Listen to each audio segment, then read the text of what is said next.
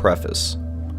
To preface this beginner's guide and rulebook on the game of Lights Out, the author discourages any individuals from initiating or participating in this game. With that being said, this guide serves to assist those brave and moronic individuals who will, nevertheless, attempt this dangerous game, whether or not they are knowledgeable of the rules, risks, and rewards. Introduction. The Lights Out game has been referred to by many other names. Some more common names include Lights Off, Light Switch, Room Wars, or simply Switch. No matter the title you may be familiar with, the rules of the game remain the same. Before we begin an explanation and brief history of the game, the author would like to once again warn against participation. Persons with pre-existing medical conditions, the elderly, children, and pregnant women are highly discouraged from playing. Only those individuals of fit body and sound mind should consider attempting Lights Out, and only if said individuals understand the inherent risks. Overview. The object of Lights Out is a simple one. 2 players are assigned either to Lights On or Lights Off. The players then race around an assigned building, switching room lights either on or off. The game ends when either side manages to turn all the lights in the house on or off. If the player tasked with turning the lights on manages to illuminate all rooms in the house, that player wins. If the Lights Out player manages to turn off all switches in the house, that player wins. It should be noted that even though this is a 2-player game, only you, the reader/participant, are actually playing. What is simply called Player 2 will be discussed later in this guide. For now, let's move on to a brief history of the game. History. The history of this game is an obscure one, to say the least. Although nobody knows the exact origin of Lights Out, reports of this game being played date back as early as the commercialization of the light bulb. Journal entries from several countries in the early 20th century indicate this game, or games similar to this one, being played worldwide in the Americas, Europe, and Southeast Asia. A correlation can be found between an uptick in references to the Lights Out game during times of war and famine. This is hypothesized to be the case because of the unique and highly valuable award granted to those individuals who find success at Lights Out. Sometime during the mid-20th century, the game fell into obscurity. This is not to say that the game had been common knowledge or popular during its history, but instead, the game fell from relative obscurity into complete obscurity. Very few references to this game exist from the 1950s onward to the present. The author has several theories as to why this may be the cause, but for the sake of staying concise, it will not be discussed in this guide. Lights Out has since existed underground in niche communities from Wicca to deep web forums. This guide is intended for members of these communities who know or have heard of this game. Readers who only know of this game due to this article should stop reading immediately and refrain from pursuing anything related to this game. The players. As previously stated, Lights Out is a 2-player game. If you choose to participate in the game, you will be named Player 1. This is because Player 1 always initiates the game. As Player 1, you are able to decide the play area, as well as make appropriate changes to this area. You are also able to choose which side you will be on. It is recommended to choose Lights On, as choosing Lights Out would find you running around the dark for the duration of the game. You may also choose the starting location of Player 2. Player 2, hereby referred to as It, is to be summoned into the room you have chosen. Summoning procedure will be outlined below. It may not be seen by Player 1, but may be felt, often as a cold flash, and sometimes as a hot flash. Reports often cite an unpleasant odor of rotting fruit or garbage when Player 2 is present. Player 2 follows the same rules as Player 1 during the game. However, just as Player 1 has a few advantages during the setup procedure of the game, it has been noted as having its own distinct advantages during the game itself.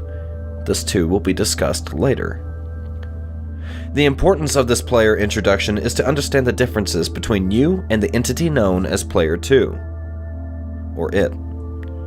Begin to think about the importance of setup procedure and how it may influence the outcome of the game.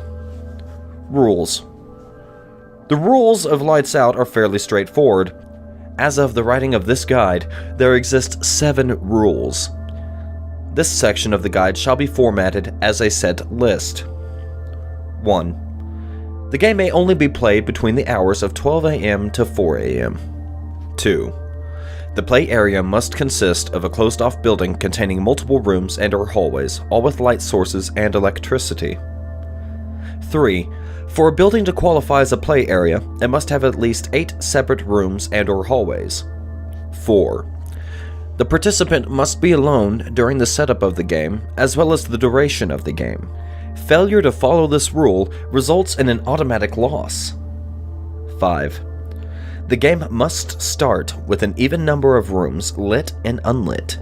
If the number of rooms is an odd number, a coin may be flipped to determine the status of the final room. 6. Once the game begins, it does not end until one player has turned on or off all the lights in the building. 7. Use of any machine or contraption to give one advantage during the game is prohibited and will result in an automatic loss. Preparation. If one wishes to participate in Lights Out, then a fair amount of preparation work is needed. Many factors should be taken into consideration for the beginning of the game. Perhaps the most important factor is the building that will serve as the game space. It is known that the arena must contain at least 8 rooms.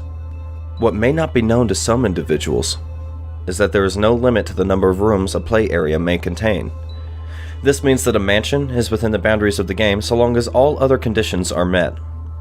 This too means that a 100-story office tower is viable for the same reasons. It is not advisable to choose a building with too many rooms. Most participants would not have the physical capability to sprint around such large areas for an extended period of time. Because of this, it is recommended that Player 1 pick an arena with no more than 12 rooms. This will ensure faster rounds with less fatigue. A room is any area within the building closed off with at least 4 walls, a floor, a roof, an entrance/exit, and a source of light able to be manipulated. This includes bedrooms, bathrooms, garages, and walk-in closets. A light source may range from a fixed overhead light bulb to a standing lamp.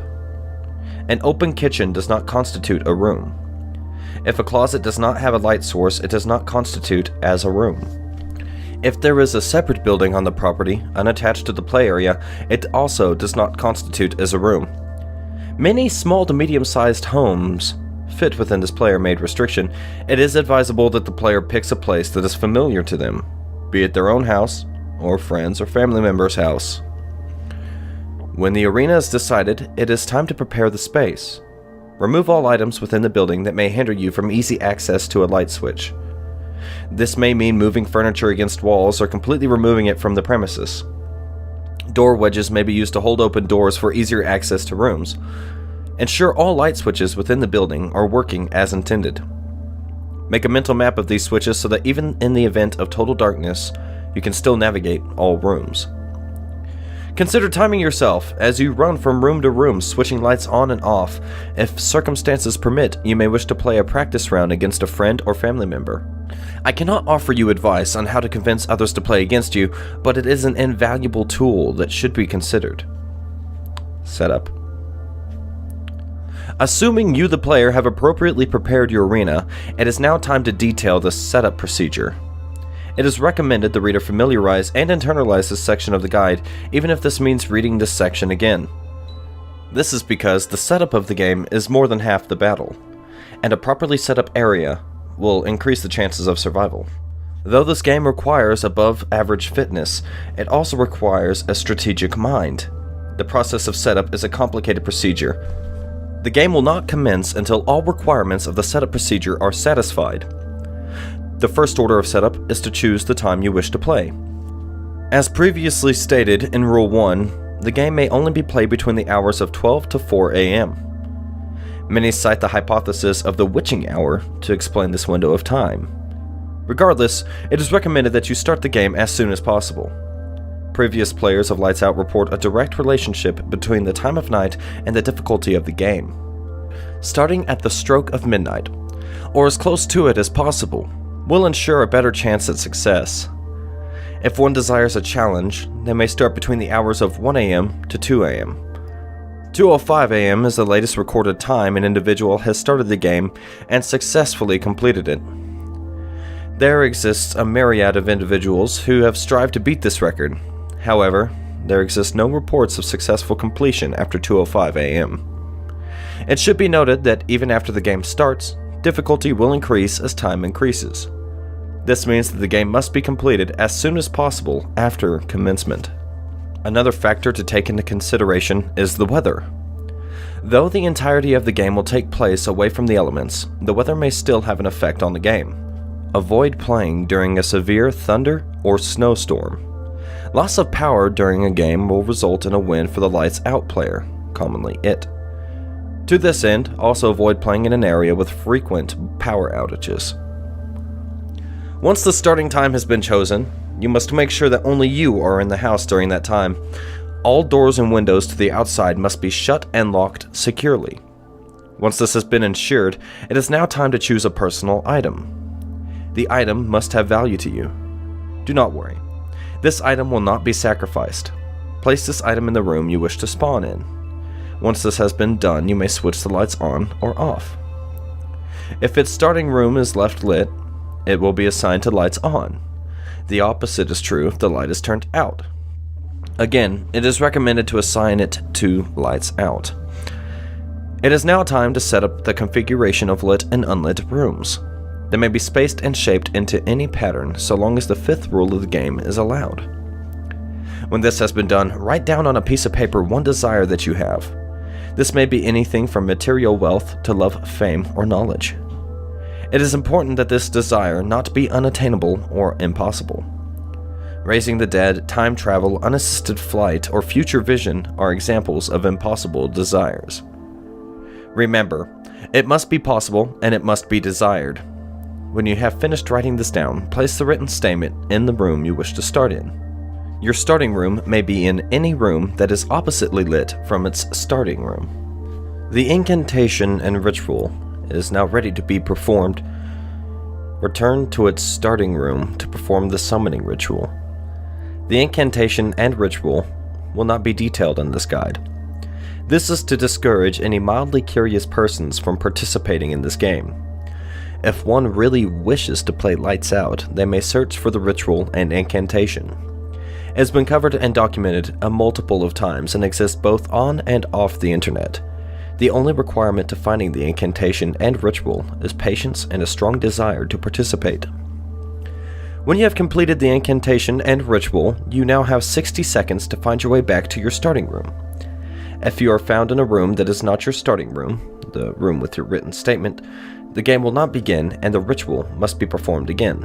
If the game still will not start, then you have done something wrong in the setup procedure. You may re-perform the setup procedure as many times until the game begins, but it is advised that one wait until the next night so as not to start the game too late. Playing the game. You will know the game has started when all the lights in the house flicker once. Do not be alarmed.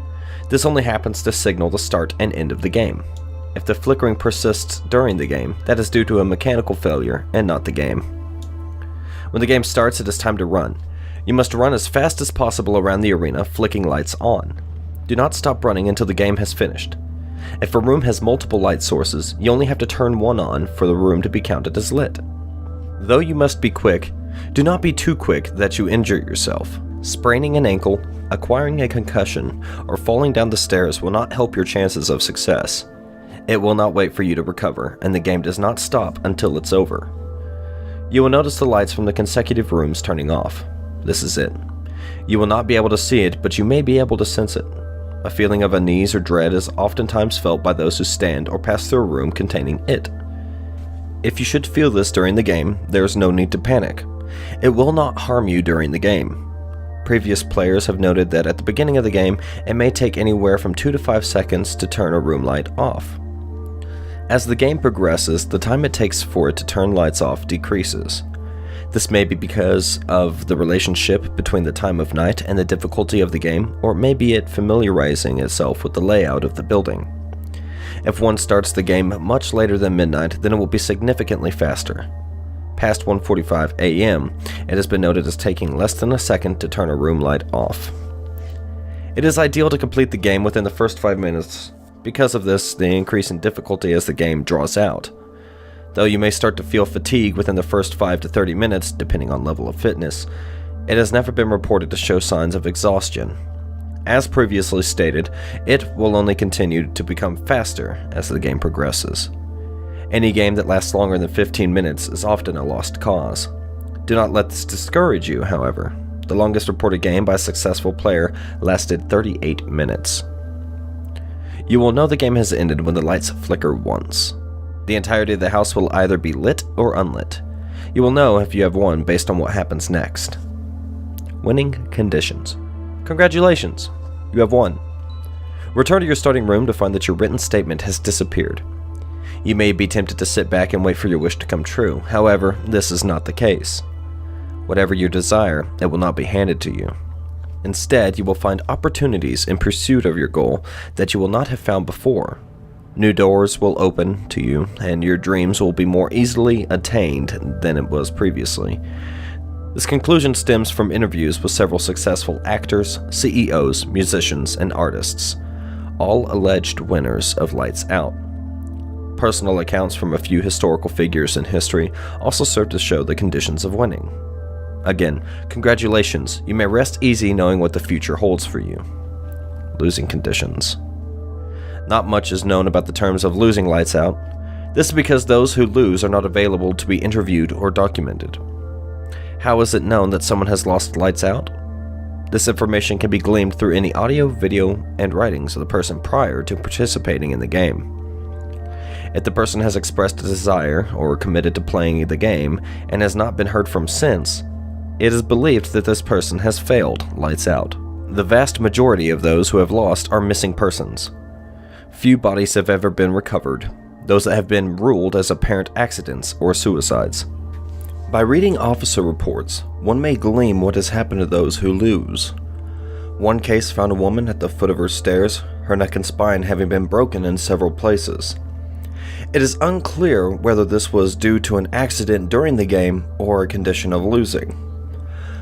Another case found the body of a man strewn across the pavement 5 floors below his apartment.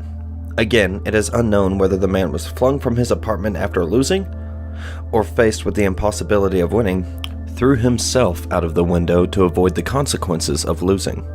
Either way, those whose bodies have been discovered after an unsuccessful attempt at Lights Out have surely been shown mercy compared to those persons who have vanished. A popular theory is held within the community as to the whereabouts of those players who have lost. Many people believe that those who did not find success have been doomed to become it. These players having been taken, stripped of their form and substance, and forced to eternally play the game. Again, this is only speculation, and nothing has been proven or disproven as to the whereabouts of those who have lost. In the end, it does not really matter what happens to those who lost. What matters is that you do not find out. Conclusion. Lights Out is not a game to be handled lightly. The consequences of losing are severe and quite possibly fatal. The author hopes that with the description of this game, possible players are discouraged from taking part in the game. However, as with many illegal activities, persons will continue to do so despite the inherent risks. In this regard, the author hopes that this guide has helped any individuals who have made up their mind to play this dangerous game. There are many more aspects of Lights Out that fall outside the scope of this guide. If one wishes to know more, they only need to search for it.